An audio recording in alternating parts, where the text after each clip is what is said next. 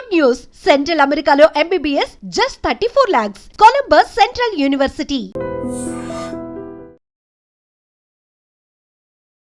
నమస్కారం, welcome to I dream. ధర్మ మార్గం విత్ విజిత కార్యక్రమానికి స్వాగతం.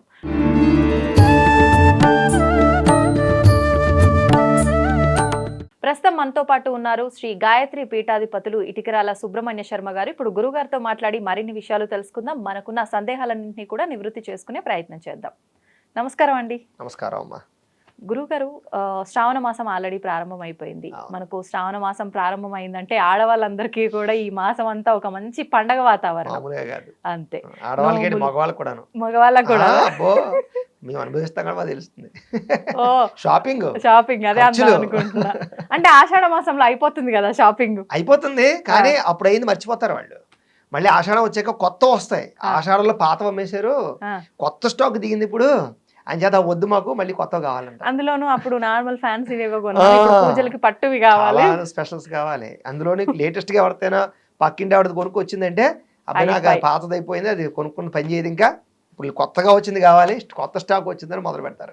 ఓకే, ఎలాగో మీరు ఇలా స్టార్ట్ చేశారు కాబట్టి ఇంక నేను క్వశ్చన్ కూడా తీసుకోను.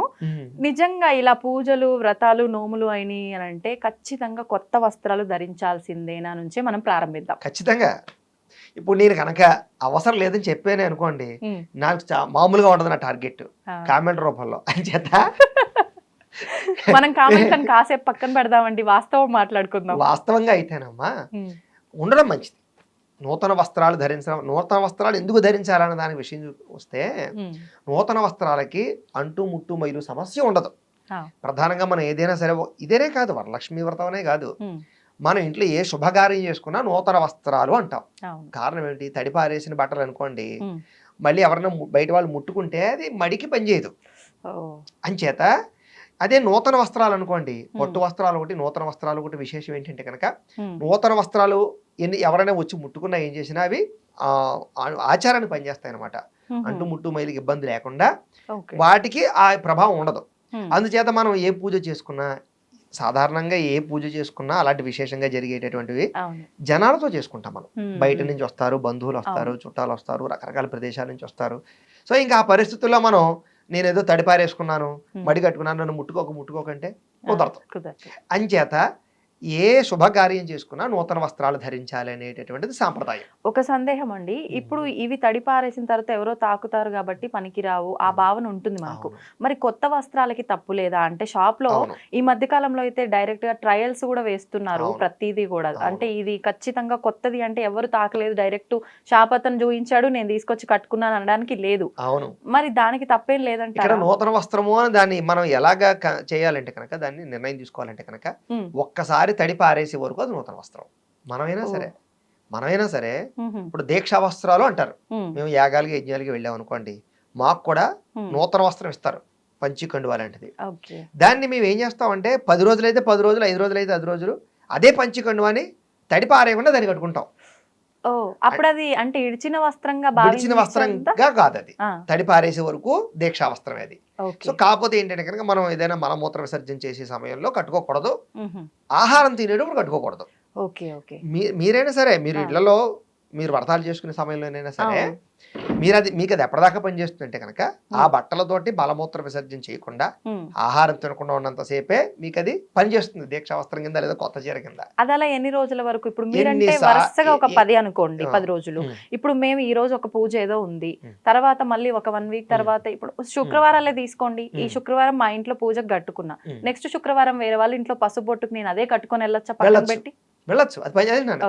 మీకు తడి పారేసి దాకా నూతన వస్త్రం, అప్పటిదాకా అది మీకు ఆచారంగా పనిచేస్తుంది. కానీ టర్మ్స్ అండ్ కండిషన్స్ చెప్పాను కదా, మలమూత్ర విసర్జన చేయకూడదు, ఆహారం తీసుకోకూడదు. ఈ వ్యవస్థ లేకుండా చేసుకున్నంత సేపు అది మీకు పనిచేస్తుంది. కాబట్టి ఆ రకంగా కొత్త వస్త్రాలు అవి. ఓకే, ఎలాగో వస్త్రాల టాపిక్ అయిపోయింది. మరి వరలక్ష్మి వ్రతం వచ్చేసింది, ఇంకా ఆల్రెడీ శుక్రవారం, మొదటి శుక్రవారం అయిపోయింది, ఆ రోజు చేసుకునే వాళ్ళు చేసుకుంటారు. ఈసారి మనకు 3వ శుక్రవారం చెయ్యాలి అని చెప్పి అంటున్నారు. అంటే పౌర్ణమికి ముందర వచ్చే శుక్రవారము అని అంటే 2వ శుక్రవారం చేస్తాం. ఇప్పుడు ఈసారి 3వ శుక్రవారం చేస్తున్నాం కదా, ఒకసారి దాని గురించి వివరణ. సాధారణంగా మనకి వరలక్ష్మి వ్రతంలో వచ్చే కథే అది. మనకి సాధారణంగా వరలక్ష్మి వ్రతంలో ఉండే కథ ఏంటంటే కనుక, చక్కగా మనకి చారుమతి అనే స్త్రీ ఉంటుంది, చాలా మహాపతివ్రత ఆవిడ, పతివ్రత అంటే ఏంటి అంటే కనుక భర్తని అత్తమామని సేవిస్తూ ఉంటుంది ఆవిడ. ఓకే. భగవంతుని ఆరాధన చేస్తూ ఉంటుంది. కుండెనమ్మనే ఒక పట్టణం, అదేంటి బంగారు ప్రాకారాలు, ఆ వజ్ర వైడూర్యాది ఐశ్వర్యాలతో కూడుకున్నటువంటి పట్టణం అది. కానీ విచిత్రం ఏమిటి, ఈవిడ మాత్రం వేద స్త్రీ, బ్రాహ్మణ స్త్రీ, ఏమీ లేదు ఇంట్లో. కానీ ఆవిడ దగ్గర ఉన్నది ఏంటి, ధర్మం, దేవతా భక్తి, ఇది ఉంది. కాబట్టి చారుమతికి రాత్రి కల్లో కనపడింది. కనపడి, ఓ చారుమతి, నేను వరలక్ష్మీదేవిని, నీ భక్తికి మెచ్చి, నీ యొక్క పాతివ్రత్య ధర్మానికి మెచ్చి నేను కల్లో ప్రత్యక్షమయ్యాను. నువ్వేం చేస్తావంటే, శ్రావణ పౌర్ణమికి ముందుగా వచ్చేడు శుక్రవారం నాడు నువ్వు నన్ను కనుక పూజిస్తే నీకు సౌభాగ్యాన్ని కలగజేస్తాను, సకల ఐశ్వర్యాలు కలగజేస్తాను అని కల్లో కనపడి చెప్పింది. ఇక్కడ కథలోనే చెప్పింది. కథలో ఏముందంటే కనుక పౌర్ణమికి ముందుగా వచ్చే శుక్రవారం అని స్పష్టంగా వరలక్ష్మీదేవే చెప్పింది చారుమతికి. సో కాబట్టి ఇక్కడ మనం కూడా అర్థం చేసుకోవాల్సింది ఏంటంటే, పౌర్ణమి ముందుగా ఎన్ని వారాలు వస్తాయి, ఎన్ని వారాలు అనే లెక్కలోకి రాదు. పౌర్ణమి ముందుగా వచ్చే వారాలన్నీ పనిచేస్తాయి పూజకి. కానీ వరలక్ష్మి వ్రతం అనేటటువంటిది ఎప్పుడంటే కనుక, ఈవేళ పౌర్ణమి, నిన్న వరలక్ష్మి శుక్రవారం వచ్చింది, నిన్నే లెక్క. ఒకవేళ ఈవేళ పౌర్ణమి, ఈవేళ శుక్రవారం వచ్చింది అనుకోండి, ఇది కూడా లెక్కలోకి రాదు. ఈవేళ పౌర్ణమి, ఈవేళ శుక్రవారం వచ్చింది, ఇది కూడా లెక్కలోకి రాదు. దీని ముందర అయిపోయిన శుక్రవారం, దీని ముందర పౌర్ణమి ముందుగా వచ్చేది అనేటటువంటిదే ఇక్కడ అండర్లైన్. మరి ఇప్పుడు కొన్ని సందర్భాల్లో పౌర్ణమి ఈ రోజు ఉందనుకోండి, ముందర శుక్రవారం చేసుకుందాం అనుకున్నాము, అనివార్య కారణాల వల్ల ఆటంకం కలిగింది, మరి తర్వాత అది పనికిరాదు అని అంటే ఇంకా ఇయర్ వదిలేయాలా, చేసుకోవచ్చా? అందుకనే ప్రస్తుత కాలంలో ఏం చేస్తున్నారు అంటే కనుక, పౌర్ణమి ముందుగా వచ్చే శుక్రవారానికి ముందుగా ఇంకో శుక్రవారం వస్తుంది చూసారా. అదృష్టం ఏంటంటే ఈ సంవత్సరం 3 వచ్చేసాయి, సాధారణంగా 2 వస్తుంటాయి. కాబట్టి వాటిని వినియోగించుకుంటూ ఉంటారు ఇలాంటి స్త్రీలు. ఏదైనా మనకి డేట్ వచ్చే సమయం ఉన్నా, ఏమైనా ఇబ్బందులు ఉన్నట్టు వాళ్ళు ఏం చేస్తారంటే కనుక, అప్పటికి నాకు అవ్వదు, ఆ రోజు అవ్వదు కాబట్టి ఇంకా ఇది కూడా పౌర్ణమి ముందుగా వచ్చే శుక్రవారం లెక్కలోకి వస్తుంది కాబట్టి దాన్ని ఆచరించుకుంటారు. కానీ శాస్త్రం ప్రకారంగా అయితే కనుక అదే లెక్కలోకి వస్తుంది. అంటే అవకాశం ఉంటే మనకి ఖచ్చితంగా చేసుకోవాల్సినటువంటిది వరలక్ష్మీదేవి సాక్షాత్తు చెప్పింది కాబట్టి అదే చేసుకోవడం ముఖ్యం ముందర. మరి ఇప్పుడు ఈ వ్రతాన్ని ఆచరించాలంటే రకరకాల సందేహాలు, అంటే ముందర తరం వాళ్ళు ఆచరించారా, అత్తమ్మ వాళ్ళ అత్తమ్మ అలా ఎవరైనా ఆచరించారా, లేదు అనంటే ఎవరికి వాళ్ళు ఆచరించొచ్చా, వాళ్ళకు ఉంటేనే వంతను ఉంటేనే ఆచరించాలా, ఇది ఒక పెద్ద క్వశ్చన్ మార్క్ అయిపోయింది. ఎలా అండి? అవును, ఇప్పుడు ప్రధానంగా అదే చెప్తున్నాను. అప్పటిదాకా ఈ కథలోనే వరలక్ష్మీదేవి అత్తగారు మామగారు ఆచరించారా పూర్వం ఎవరైనా, వాళ్ళ తర ఆచరించారా? వరలక్ష్మీదేవి కనపడి చెప్పింది. కథలో కొంచెం ఎదరికెళ్దాం.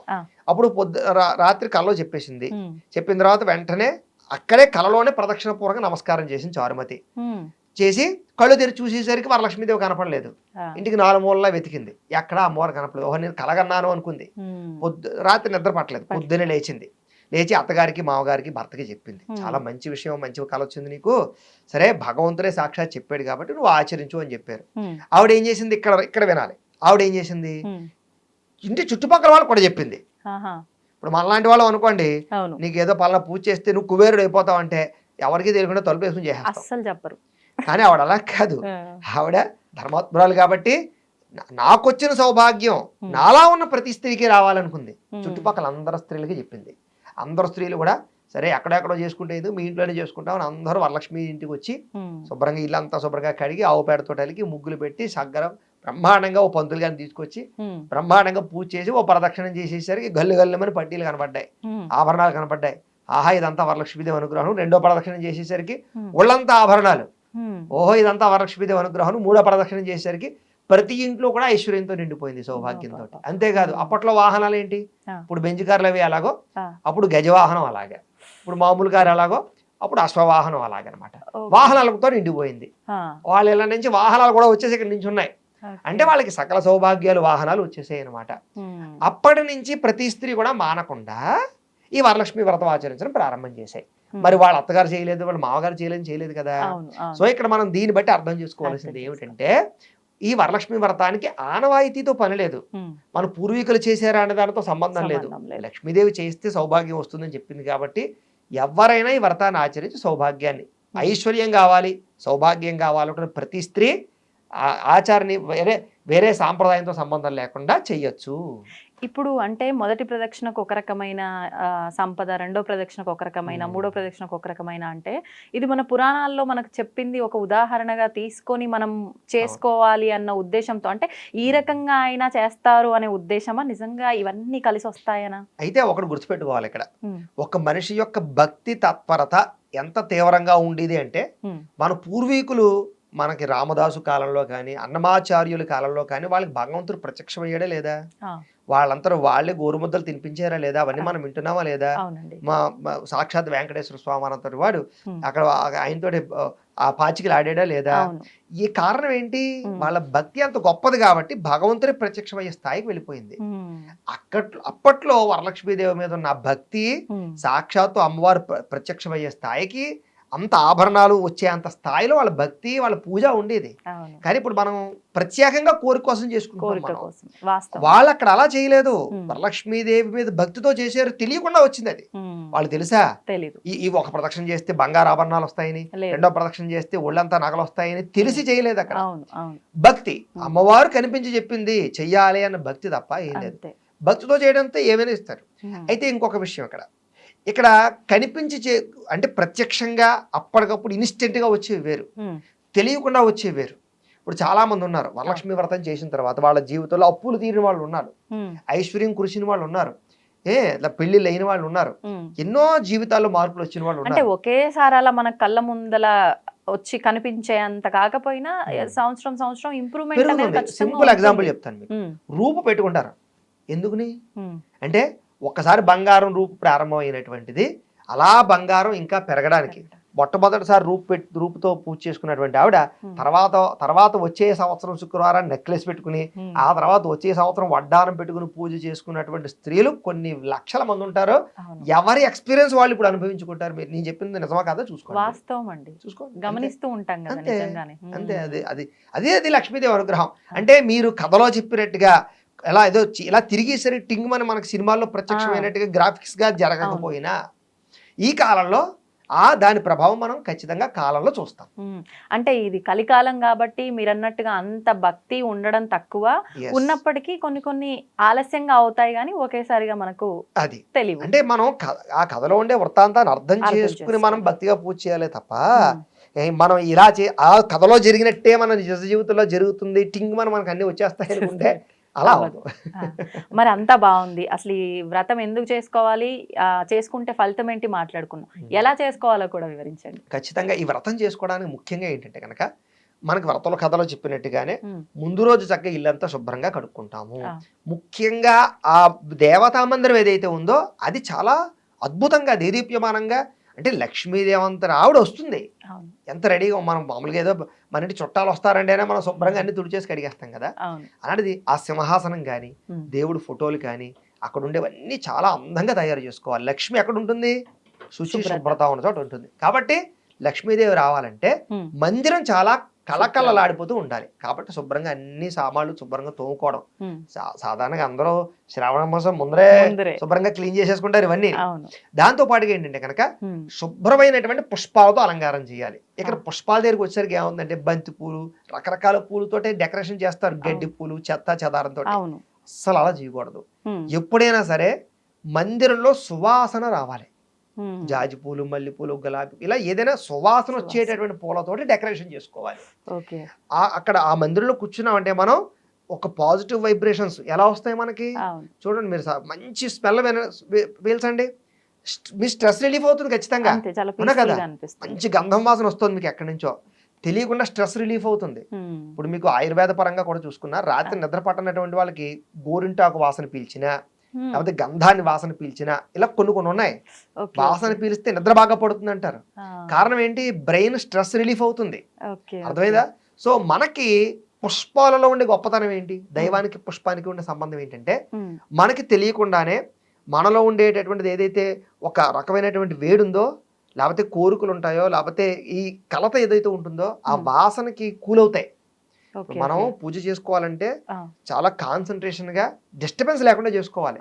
ఆ పరిస్థితి నా వాసన కలగజేస్తుంది. అయితే మందిరం పుష్పాలతో అందంగా డెకరేషన్ చేసుకోవాలి. దాంతోపాటు ముఖ్యంగా వరలక్ష్మి అమ్మవారికి ఇష్టమైన కొన్ని పుష్పాలు ఉంటాయి. లక్ష్మీదేవి ఎందులో ఉంటుంది మనకు తెలుసు కదా, తామరలో ఉంటుంది ముఖ్యంగా. సో తామర ఖచ్చితంగా తెచ్చుకోవడం. అలాగే ముఖ్యంగా ఇంకా గులాబీ పువ్వులు కానీ, తామర పువ్వులు, కలువ పువ్వులు, అలాగే తెలుపు రంగు పుష్పాలు, ఇలాంటివన్నీ ఏవైతే మీకు లభ్యమవుతాయో అవన్నీ కూడా తెచ్చుకోవచ్చు. ఇవన్నీ తెచ్చుకుని దాంతో పాటుగా నైవేద్యాలు ఒకటి చాలా ఇంపార్టెంట్. అంటే 9 నైవేద్యాలు పెట్టాలంటే 9 కానీ 5 కానీ 3 కానీ మన ఓపిక. అమ్మవారిని పెట్టకపోతే కుదరదని ఎక్కడా చెప్పలేదు. అంచేత మన ఓపిక, అది కూడా మన భక్తి, అది కూడా చెప్తున్నాం కదా, మన శ్రద్ధ భక్తి ఇక్కడ ముఖ్యం. కాబట్టి మీ ఓపిక, మీకు ఎన్ని చేయగలిగితే అన్ని చేసుకోవచ్చు. పులిహార, పాయసం, చక్కెర పొంగలి, గారెలు, అరిసెలు, బూరెలు, ఇవన్నీ చేసుకోవచ్చు చక్కగా మీ ఓపిక. లేకపోతే కజ్జికాయలు ఎన్నో ఉన్నాయి, అరిసెలు, అప్పాలు, ఇప్పుడు ఈ నైవేద్యాలు కూడా మీరు చెప్పినట్టు ఈ అరిసెలు, బూరెలు ఇవన్నీ అంటే స్వీట్ షాపుల్లోంచి కూడా తీసుకొచ్చి పెట్టేస్తున్నారు, పర్వాలేదంట. అది చెప్తున్నాం కదా, అక్కడ మీ భక్తి అక్కడ అమ్మవారు చూస్తుంది. మీరు కొనుక్కు తెచ్చినటువంటి పెట్టి పరిస్థితి వచ్చింది అంటే కనుక దాని అర్థం ఏంటి, మీరు మీ స్థాయికి తగ్గ చేయలేకపోతున్నారు. ఎవరు తెమ్మన్నారు, లక్ష్మీదేవి చెప్పలే కదా. నువ్వు భక్తిగా ఉత్తి పరమాణం ఉండి పెట్టు, ఏ తిన్నంటుందా నీ వరాణం అంటుందా అంటే నువ్వు నీ స్థాయికి మించిపోయి, అంటే నీ ఓపిక మించిపోయి నువ్వు బయట నుంచి తెచ్చేసి ఇచ్చేస్తే అమ్మవారేం వరాలు కురిపించేయదు. అలానే నువ్వు కాదని చెప్పడం లేదు, పెట్టడంలో తప్పేమీ కాదు. స్వీట్స్ బయట నుంచి కొని తెచ్చుకుని అమ్మవారి నైవేద్యం పెట్టడంలో తప్పేమీ లేదు. కానీ అంత అవసరం లేదు. అలా పెట్టకపోతే కుదరదు, 9 పెట్టాలి, 11 పెట్టాలి, లేకపోతే అమ్మవారు అనుగ్రహించదు, పక్కింటికి వెళ్ళిపోతుంది, అది ఇంటికి రాదనే పరిస్థితి లేదు. అదంతా మన ఆలోచన. భక్తి ముఖ్యం. పరమాన్నం పెట్టండి చాలు, అన్నం పరమాన్నాన్ని, పాయసాన్ని, పులిహార చేసి పెట్టండి చాలు, ఇంకేమీ అవసరం లేదు. ఒక స్వీట్, ఒక హార్టును. ఇప్పుడు చాలా మంది నైవేద్యాల విషయం అయితే ఒక క్లారిటీ ఇచ్చేసిండ్రు. అంటే నైవేద్యమైన 9, తోరం కూడా 9 కట్టి కడతాం కాబట్టి తోరం దగ్గరికి వచ్చేసరికి 9 పోగులు అంటే దారాలు ఉంటాయి కదా, అవి 9 ఉండాలి. 5 పువ్వులు, అర్థమైందా మీకు? 5 పువ్వులు 9 దారా పువ్వులతో కలిపినటువంటి తోరాన్ని కట్టుకుని అక్కడ అమ్మవారికి ఒకటి, మనకొకటి, మనతో పాటు ఎవరైనా ముత్తైదులు పూజ చేసుకుంటే వాళ్ళకి కలిపి తోరాలు కట్టుకుని పూజ చేసుకోవాలి. పూజలోనే తోర గరిద పూజ ఉంటుంది. ఏ పువ్వు కట్టినా పర్వాలేదంటారా? మందార పువ్వులు కట్టుకోవచ్చు, లేకపోతే ఏవైనా కట్టుకోవచ్చు, చామంతి పూలు కట్టుకోవచ్చు. ఆ తోరం అమ్మవారి దగ్గర పెట్టి పూజ అంతా అయిపోయిన తర్వాత మనం ధారణ చేయాల్సి ఉంటుందా, ముందరేనా? కాదు, పూజ అంతా అయిన తర్వాత మనం తోరం కట్టుకుని కథ వినడం కానీ, కథ వినేసాక తోరం కట్టుకోవడం కానీ చేసుకోవచ్చు. ఓకే. ఇప్పుడు ఈ తోరం కొంతమంది 5 రోజుల తర్వాతే తీయాలి, కొంతమంది 9 రోజుల తర్వాతే తీయాలి అంటారు. అసలు వాస్తవం ఏమీ కాదు, అవసరం లేదు, తర్వాత రోజే తీసేయచ్చు. అక్కడతోటే ఆ తర్వాత రోజు దీక్ష అయిపోతుంది. అది తర్వాత రోజు అమ్మవారిని ఉద్వాసం చెప్పేసిన తర్వాత తీసేయచ్చు, ఇబ్బంది ఏమీ లేదు. ఓకే. ఇప్పుడు అమ్మవారి ఈ పూజకి కొంతమంది అమ్మవారిని చక్కగా నిజంగా అమ్మవారు అక్కడికి వచ్చి కూర్చున్నారా అనే రకంగా అలంకరించుకుంటారు, కానీ కలశం అనేది పెట్టరు. కొంతమంది కలశం ఖచ్చితంగా పెట్టి పూజ చేస్తారు. కలశం ఉండాలా, అవసరం లేదు? అదే చెప్తున్నాను, ఇక్కడ కలశ లేకుండా ఆరాధన చేసుకున్నా నష్టం ఏమీ లేదు. కానీ కలశ పెట్టుకోవడం వల్ల వచ్చే సమస్య ఏంటి? ఫస్ట్ ఆఫ్ ఆల్ ఏంటి సమస్య ఏంటి? కలశ పెట్టుకుంటే మీకు వచ్చిన ఇబ్బంది ఏంటి? ఫస్ట్ ఇక్కడ ఏమవుతుందంటే అండి, ఈ అనుమానం ఎక్కడ వచ్చిందంటే, దసరా సమయంలో ఏం చేస్తారంటే కలశ పెట్టి పూజ చేస్తారు. అప్పుడు కలశ పెట్టారనుకోండి, దీక్షగా చేయవలసి వస్తుంది వీళ్ళు, కంటిన్యూనిటీ 9 రోజులు. సో అప్పుడు ఏం చేస్తారంటే దసరా సమయంలో కలస పెట్టకుండా కుదిరినప్పుడు పూజ చేసుకుంటారు కొంతమంది, లేదా మూల పూజలు వచ్చాక పూజ చేసుకుంటారు. ఆ సమస్య ప్రతి పూజగా వస్తుంది. కలస పెట్టి పూజ చేసుకుంటారా, కలస లేకుండా పూజ చేసుకోవచ్చా అని డౌట్లు వస్తూ ఉంటాయి. సో వరలక్ష్మీదేవి దగ్గరికి వచ్చేసరికి కలశలోకి వరలక్ష్మీదేవిని ఆవాహన చేస్తాం కాబట్టి కలశ ముఖ్యం. ఇక్కడ మనం ఏం చేస్తాం, పూర్వకాలంలో విగ్రహాలు పెట్టలేదు, మనం చిత్రపటాలు పెట్టుకుంటాం. సో మనకి ఇప్పుడు అమ్మవారి స్వరూపం ఎక్కడ వస్తుంది? కలశలోకి వస్తుంది. కాబట్టి మనం ఏం చేస్తాం, చెంబు పెట్టి కాస్త మామిడి కొమ్మ పెట్టి కొబ్బరికాయ, జాకెట్ ముక్క, గాజులు పెట్టి ఆవిడే వరలక్ష్మీదేవిగా మనం భావించి ఆ కలశే లక్ష్మీదేవిగా పూజ చేస్తాం. మనం విగ్రహం ఉండదు ఇక్కడ ఇళ్లలో ఉండదు. సో కాబట్టి కలశ పెట్టుకోవడం చాలా ప్రాముఖ్యత వరలక్ష్మీదేవి పూజకి. పెట్టుకోను అంటే కనుక నష్టమేమీ లేదు, మనకు తోచిన విగ్రహం పెట్టుకోవచ్చు. లేకపోతే ఇప్పుడు డెకరేషన్ చేస్తున్నారు చూసారు మీరు అన్నట్టుగా, అమ్మవారి మోహన్ తెచ్చి రకరకాలుగా డెకరేషన్ చేస్తున్నారు, అలాగైనా చేసుకోవచ్చు. కానీ కలశ పెట్టుకోవడం అనేటటువంటిది శాస్త్ర ప్రకారంగా. ఇప్పుడు ఈ కలశంలో కూడా కొంతమంది నీళ్లు పోసి పసుపు కుంకుమ ఒక నాణెం వేయాలంటున్నారు, కొంతమంది బియ్యము పసుపు కుంకుమ అంటున్నారు. అసలు వేయాల్సింది ఏంటి కలశం? ఇక్కడ ఏమిటంటేనమ్మా, కలశారాధనలో అనేక రకాల ఆచారాలు ఉన్నాయి. ఇప్పుడు నార్త్ ఇండియా ఆచారంలో బియ్యం పోయడం, రకరకాల వేయడం, ఇంకా అనేక రకాలు వేస్తుంటారు. వాళ్ళు యాలకులు వేస్తుంటారు, ఒక్కొక్క సాంప్రదాయం సుగంధ ద్రవ్యాలు వేస్తూ ఉంటారు. అందులో కూడా మళ్ళీ ముంబై కేసు వెళ్తే ఒక ఆచారం, వెస్ట్ బెంగాల్కి వెళ్తే ఒక ఆచారం, ఢిల్లీ కేసు వెళ్తే ఒక ఆచారం, కలసారాధనలోనే ఉన్నాయి అంటే ప్రాంతీయ ఆచారాలు అవి. కలసారాధన అనేది ప్రాంతీయ ఆచారం. అంచేత మనం ఏదో మనకు నార్త్ ఇండియా వాళ్ళు వచ్చి చేసే పూజలు చూసాం అనుకోండి, ఇవన్నీ వేయాలి. సో మన ఆచారం అంటే మన హిందూ సంస్కృతి, మన సౌత్ ఇండియన్ ప్రకారంగా చూసుకున్నట్లయితే కనుక కలసలో జలం పోయడం అనేటటువంటి మన ఆచారం. కాబట్టి నీళ్లు పోసుకుని మామిడి కొమ్మ వేసుకుంటూ సరిపోతుంది. ఇప్పుడు పైన కొబ్బరికాయ అంటే పీచు తీసిన కొబ్బరికాయని పెడుతున్నాం, కానీ కొంతమంది కొబ్బరి బోండం పెట్టాలి అంటున్నారు. ఏది పెట్టాలండి? కొబ్బరికాయ పెట్టుకోవడమే శ్రేష్టం. కాయ పెట్టుకోవడమే శ్రేష్టం. ఈ కలశంలో నీళ్ళని మనం చెట్లకు పోసుకోవాలా, ఏం చేయాల్సి ఉంటుంది? ఈ పూజ అంతా అయిన తర్వాత నీళ్ళు ఏవైతే ఉంటాయో ఇవి చెట్లకి పోసుకోవచ్చు, తులసకోటకు పోయొచ్చు, నదిలోకి పోయొచ్చు, ఎందులోనైనా పోయొచ్చు. కానీ ఎవరైనా తొక్కేటటువంటి ప్రదేశంలో పోయకూడదు. ఓకే. ఇప్పుడు మనం ఏ పూజ చేసినా, ఎలాంటి శుభకార్యం మొదలు పెట్టినా ఫస్ట్ గణపయ్యని ఆరాధించిన తర్వాతే మనం మిగతా అన్ని చేస్తాం. ఈ పూజలో కూడా మొదటగా మనం పసుపు గణపతిని ఆరాధించిన తర్వాతే వ్రతం ఆచరించాల్సి ఉంటుందా? ఖచ్చితంగా. అసలు ఏ వ్రతము చేసినా, ఏ పూజ చేసినా విఘ్నేశ్వర పూజ చేయింది పని చేయదు అని చెప్పేసి భగవంతుడు వరాలు ఇచ్చారు. కాబట్టి ఖచ్చితంగా విఘ్నేశ్వర పూజ చేసి తీరవలసిందే. ఓకే.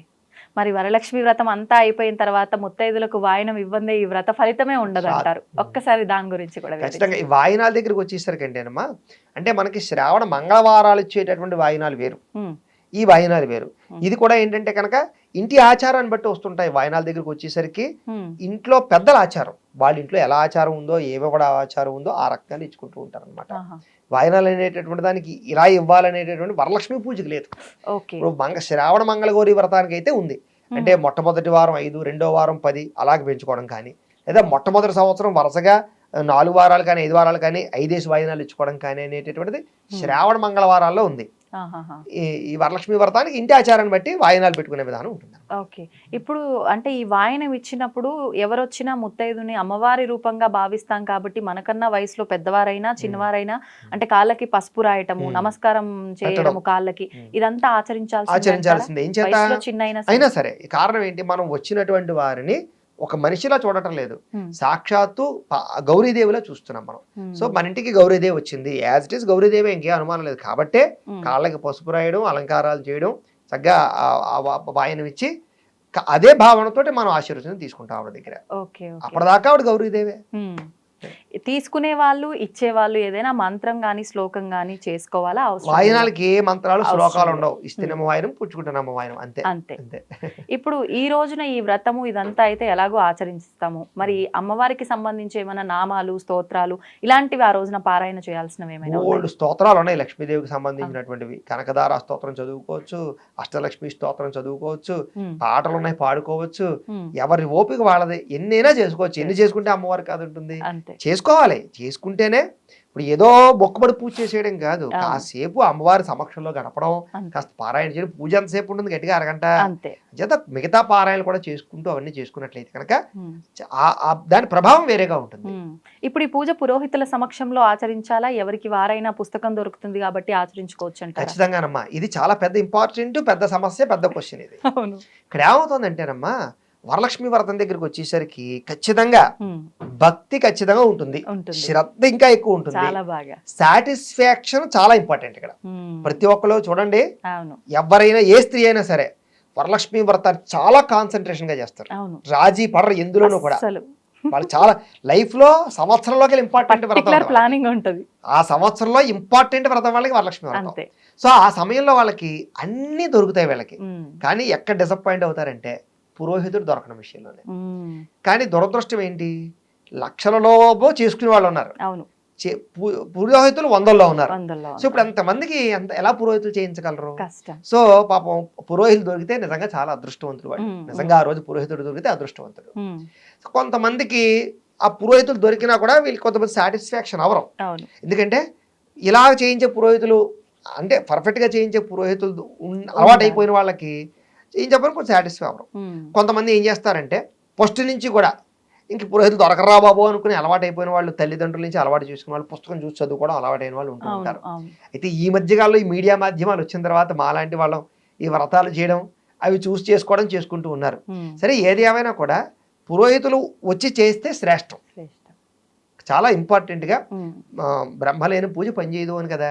అంచేత ఉండడం మీకు ఇంకో చాలా మంది ఏం చేస్తారంటే పురోహితులు దొరికినా అవకాశం ఉన్నా కూడా ఆ డబ్బులు ఇవ్వాలనో లేకపోతే ఆయన వచ్చే టైం కుదరదనో రకరకాల కారణాల చేత చదివేసుకోవచ్చులే లేకపోతే ఏదో వీడియో చూసి చేసేసుకోవచ్చులే అనుకుంటూ ఉంటారు.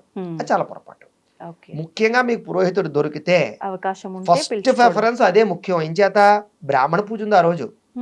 ఇక్కడ వరలక్ష్మి వ్రతంలో ముఖ్యంగా కథలోనే చెప్పాడు, పూజ చేయించినటువంటి బ్రాహ్మడికి దక్షిణ తాంబూలాలు ఇచ్చి ఆశీర్వచనం చేసి వాడితో భోజనం చేయమని.